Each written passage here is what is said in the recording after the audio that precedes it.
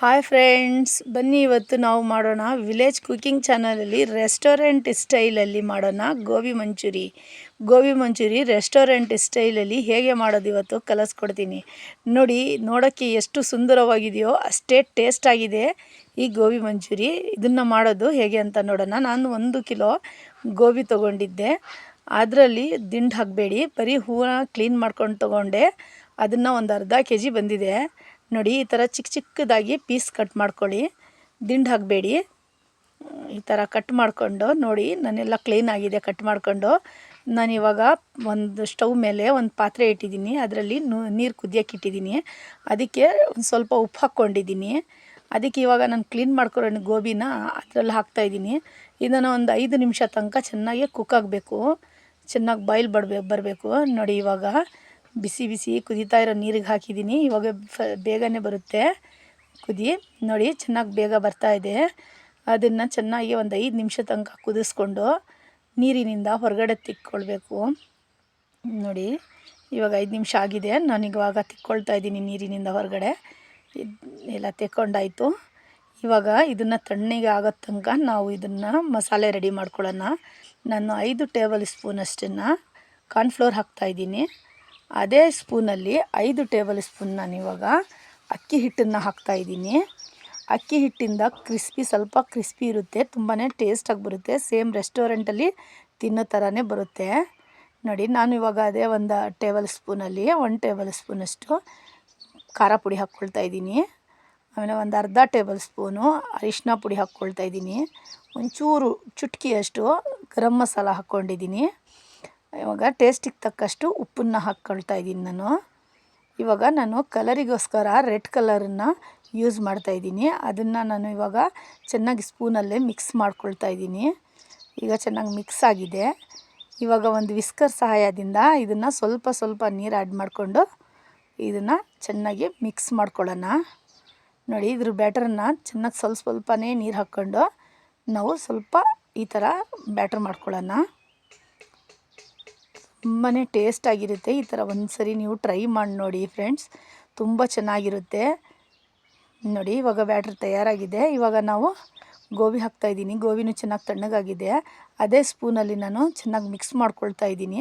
ನಿಮಗೆಲ್ಲಾದರೂ ಮಿಶ್ರಣ ಸ್ವಲ್ಪ ತೆಳ್ಳಗಿದೆ ಅನಿಸಿದರೆ ಅಕ್ಕಿ ಹಿಟ್ಟನ್ನು ಯೂಸ್ ಮಾಡ್ಕೊಳ್ಳಿ, ಪರವಾಗಿಲ್ಲ, ತುಂಬಾ ಟೇಸ್ಟಾಗಿರುತ್ತೆ. ನೋಡಿ, ಇವಾಗ ನಾನು ಕರೆಕ್ಟಾಗಿ ಆಗಿದೆ. ಹಾಗೆಲ್ಲಾದರೂ ಒಂದು ಸ್ವಲ್ಪ ತೆಳ್ಳಗಿದ್ರೆ ಅಕ್ಕಿ ಹಿಟ್ಟನ್ನು ಯೂಸ್ ಮಾಡ್ಕೋಬೋದು. ಇವಾಗ ಒಂದೊಂದೇ ಆಗಿ ನಾನು ಕಡಾಯಿನೂ ಆಯಿಲ್ ಬಿಸಿಗೆ ಮಾಡಿದ್ದೆ. ಇವಾಗ ನೋಡಿ, ಒಂದೊಂದೇ ಆಗಿ ನಾನು ಬಿಡ್ತಾಯಿದ್ದೀನಿ ಗೋಬಿನ. ಈ ಥರ ಸ್ಲೋ ಆಗಿ ಬಿಡಿ. ಆಮೇಲೆ ಒಂದು 5 ನಿಮಿಷದ ತನಕ ಸ್ಪೂನ್ ಹಾಕಬೇಡಿ. ಆಮೇಲೆ ಸ್ಪೂನ್ ಹಾಕ್ಬಿಟ್ಟು ಮಾಡಿ. ನೋಡಿ, ತುಂಬ ಕಲರಾಗಿ ತುಂಬ ಚೆನ್ನಾಗಿ ಬರುತ್ತೆ. ಇದೇ ಥರ ಮಾಡಿ ನೋಡಿ. ಆವಾಗ ತನಕ ವಿಲೇಜ್ ಕುಕಿಂಗ್ ಚಾನಲಿಗೆ ಸಬ್ಸ್ಕ್ರೈಬ್ ಮಾಡಿ, ಬೆಲ್ಲೈಕನ್ ಪ್ರೆಸ್ ಮಾಡೋದನ್ನು ಮರಿಬೇಡಿ. ಲೈಕ್ ಮಾಡಿ, ಕಮೆಂಟ್ ಮಾಡಿ ಫ್ರೆಂಡ್ಸ್, ಸಪೋರ್ಟ್ ಮಾಡಿ. ನೋಡಿ, ಈ ಥರ ಫುಲ್ಲನ್ನೆಲ್ಲ ನಾನು ತೆಕ್ಕೊಂಡಿದ್ದೀನಿ ಗೋಬಿನ. ಇದೇ ಥರ ಎಲ್ಲ ರೋಸ್ಟ್ ಮಾಡಿ ತೆಕ್ಕೊಂಡಿದ್ದೀನಿ. ಒಂದು 5 ನಿಮಿಷ ಎಲ್ಲ ಫ್ರೈ ಮಾಡಿದರೆ ಸಾಕು, ರೆಡ್ ಆಗೋ ತನಕ. ಕಲರು ಚೆನ್ನಾಗಿದ್ರೇ ತಿನ್ನೋಕ್ಕೆ ರುಚಿಯಾಗಿ ಚೆನ್ನಾಗಿ ಕಾಣೋದು. ಕಲರ್ ಚೆನ್ನಾಗಿಲ್ಲ ಅಂದರೆ ತಿನ್ನೋಕ್ಕೆ ಮನಸ್ಸು ಬರೋದಿಲ್ಲ. ಅದಕ್ಕೆ ನಾನು ಸ್ವಲ್ಪ ರೆಡ್ ಕಲರನ್ನು ಮಿಕ್ಸ್ ಮಾಡಿದ್ದೀನಿ. ನೋಡಿ, ತುಂಬಾ ಟೇಸ್ಟಿಯಾಗಿ ಮತ್ತು ನಾವು ಮನೆಯಲ್ಲೇ ಮಾಡ್ಕೊಳ್ಳೋದ್ರಿಂದ ಹೆಲ್ದಿನೂ ಇರುತ್ತೆ. ತುಂಬಾ ಚೆನ್ನಾಗಿದೆ. ಇವಾಗ ನಾನು ಅದೇ ಕಡಾಯಿಯಲ್ಲಿ ಸ್ವಲ್ಪ ಎಣ್ಣೆನ ಕಡಿಮೆ ಮಾಡ್ಕೊಂಡಿದ್ದೀನಿ. ಒಂದು ಅರ್ಧ ಈರುಳ್ಳಿ ಅಷ್ಟು ಮೀಡಿಯಮ್ ಸೈಜಲ್ಲಿ ಒಂದು ಅರ್ಧ ಈರುಳ್ಳಿನ ಕಟ್ ಮಾಡ್ಕೊಂಡಿದ್ದೀನಿ. ಅದೇ ಎಣ್ಣೆಯಲ್ಲಿ ನಾನು ಈರುಳ್ಳಿನ ಒಂದು 5 ನಿಮಿಷ ಫ್ರೈ ಮಾಡ್ತೀನಿ. ಇದೇ ಥರ. ಇವಾಗ ನೋಡಿ, ಸ್ವಲ್ಪ ಮೆತ್ತೆ ಆದರೆ ಸಾಕು, ಕಲರ್ ಏನು ಚೇಂಜ್ ಆಗೋದು ಬೇಡ. ಇದಕ್ಕೆ ನಾನು ಒಂದು ಅರ್ಧ ಟೇಬಲ್ ಸ್ಪೂನಷ್ಟು ಶುಂಠಿ ಬೆಳ್ಳುಳ್ಳಿ ಪೇಸ್ಟ್ ಹಾಕ್ತಾಯಿದ್ದೀನಿ. ಇದನ್ನು ಚೆನ್ನಾಗಿ ಒಂದು ಸ್ವಲ್ಪ ಇದರಿಂದ ಸ್ಮೆಲ್ ಹೋಗೋ ತನಕ, ಹಸಿ ಸ್ಮೆಲ್ ಇರುತ್ತೆ ಶುಂಠಿ ಬೆಳ್ಳುಳ್ಳಿ ಪೇಸ್ಟಲ್ಲಿ, ಅದು ಹೋಗೋ ತನಕ ಒಂದು 2-3 ನಿಮಿಷ ಇದೇ ಥರ ಫ್ರೈ ಮಾಡ್ಕೊಳ್ಳಿ. ಇವಾಗ ನಾನು ಹಾಕ್ತಾಯಿದ್ದೀನಿ ಈಗ ಖಾರ ಪುಡಿ ಹಾಕ್ತಾಯಿದ್ದೀನಿ. ಒಂದು ಅರ್ಧ ಟೇಬಲ್ ಸ್ಪೂನಷ್ಟು. ಅದರಲ್ಲಿ ಒಂದು 1/4 ಟೇಬಲ್ ಸ್ಪೂನಷ್ಟು ಅರಿಶಿನ ಪುಡಿ ಹಾಕಿದ್ದೀನಿ. ಟೇಸ್ಟಿಗೆ ತಕ್ಕಷ್ಟು ಉಪ್ಪು ಹಾಕ್ಕೊಂಡಿದ್ದೀನಿ. ಉಪ್ಪನ್ನ ಸ್ವಲ್ಪ ನೋಡಿಕೊಂಡೇ ಹಾಕ್ಕೊಳ್ಳಿ. ಗೋಬಿ ಬೇಯಿಸ್ಬೇಕಾದ್ರೂ ಹಾಕಿದ್ದೀವಿ ಮತ್ತು ಮಿಶ್ರಣಕ್ಕೂ ಹಾಕಿದ್ದೀವಿ. ಇವಾಗ ಇದಕ್ಕೂ ಹಾಕ್ತಾಯಿದ್ದೀವಿ. ನಾನು 1-2 ಟೇಬಲ್ ಸ್ಪೂನಷ್ಟು ಡಾರ್ಕ್ ಸೋಯಾ ಸಾಸ್ ಹಾಕ್ತಾಯಿದ್ದೀನಿ. ನೋಡಿ, ಇದರಿಂದ ತುಂಬಾ ಟೇಸ್ಟಾಗಿರುತ್ತೆ, ತುಂಬ ಚೆನ್ನಾಗಿರುತ್ತೆ.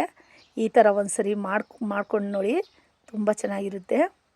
ಇವಾಗ ನಾನು ಇದಕ್ಕೆ ಹಾಕ್ತಾಯಿದ್ದೀನಿ ಅದನ್ನು ಒಂದು ನಿಮಿಷ ಸ್ವಲ್ಪ ಈ ಥರ ಮಿಕ್ಸ್ ಮಾಡಿಕೊಂಡ್ರೆ ಸಾಕು ಲೋ ಫ್ಲೇಮಲ್ಲೇ. ಇವಾಗ ನಾನು ಟೊಮೆಟೊ ಕೆಚಪ್ ಹಾಕ್ತಾಯಿದ್ದೀನಿ, 1-2-3 ಸ್ಪೂನಷ್ಟು ಹಾಕ್ತಾಯಿದ್ದೀನಿ. ಟೊಮೆಟೊ ಕೆಚಪ್ ಇಲ್ಲ ಅಂದರೆ ನೀವು ಸಾಸ್ ಬೇಕಾದರೂ ಯೂಸ್ ಮಾಡ್ಬೋದು, ಟೊಮೆಟೊ ಸಾಸ್. ನೋಡಿ ಅದನ್ನು ಚೆನ್ನಾಗಿ ಮಿಕ್ಸ್ ಮಾಡ್ತಾಯಿದ್ದೀನಿ.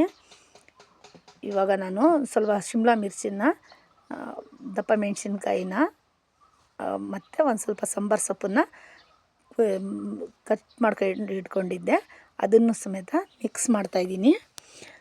ಅದನ್ನೇ 5 ನಿಮಿಷದ ತನಕ ಇದೇ ಥರ ಸ್ಲೋ ಫ್ಲೇಮಲ್ಲೇ ಮಿಕ್ಸ್ ಮಾಡ್ಕೊಳ್ಳಿ ಈ ಥರ. ಇವಾಗ ನಾನೊಂದು ಸ್ವಲ್ಪ 50 ml ಅಷ್ಟನ್ನು ನೀರು ಹಾಕ್ತಾಯಿದ್ದೀನಿ.